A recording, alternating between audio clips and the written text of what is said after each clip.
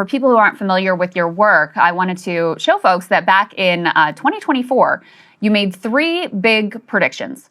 One, that Trump would win. Two, that he would start a war with Iran. And three, that the U.S. would lose that war. Let's take a listen to that.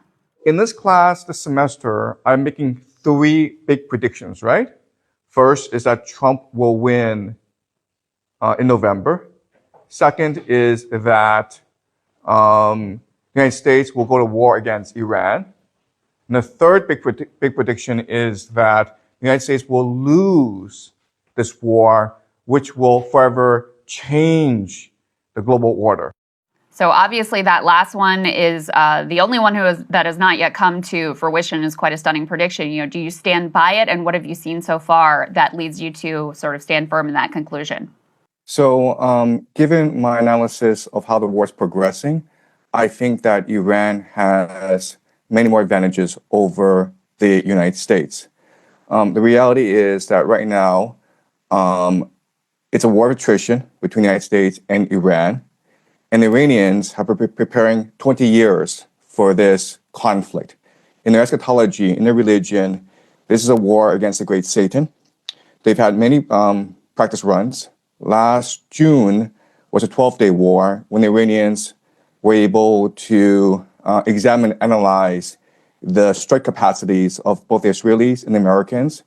And they've had a lot of time, 8 months, to prepare fully for this new attack. So what the Iranians are doing is they're waging war against the entire global economy. And so they are striking the GCC countries. And not only are they striking GCC countries, American bases, but they're going after the critical energy infrastructure of these bases. They blocked off the Strait of Hormuz. And eventually, they will go after the water desalination plants, which is the lifeblood of these nations because they don't have fresh water supply. In fact, the water desalination plant provides 60% of the GCC's water supply. But remember, Saudi Arabia says that they wanted peace, but they are helping the Israelis and the Americans attack Iran right now because they're allowing the Israelis and Americans to use Saudi airspace. So help us understand, because it still feels to me like there are some pieces that don't totally add up. You had, in advance of this war on Iran, you had top military brass up to the chairman of the Joint Chiefs of Staff saying, this is a really bad idea. We are not ready for this.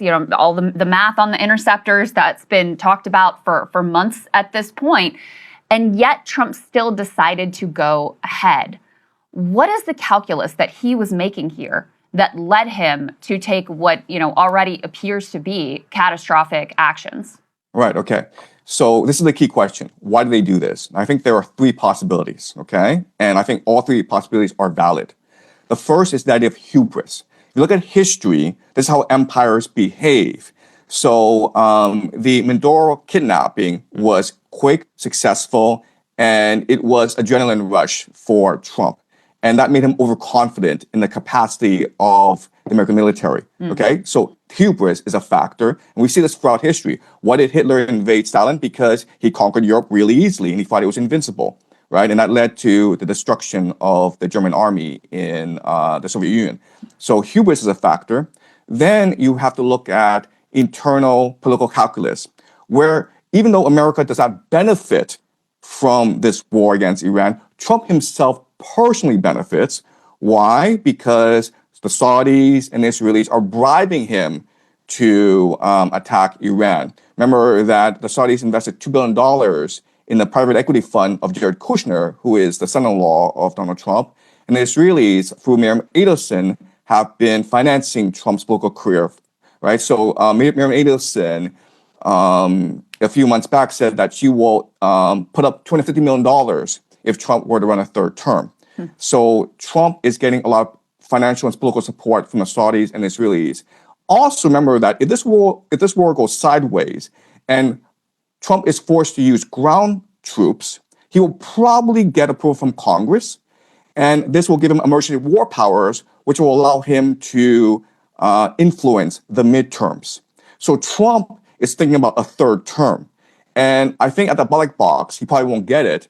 But if there's a war going on and you can delay elections and you have emergency war powers and people rally around the flag, then he probably will get a third term. And the last factor, if you look at the Epstein files, it's clear that we are run by secret societies. You can call them the Illuminati.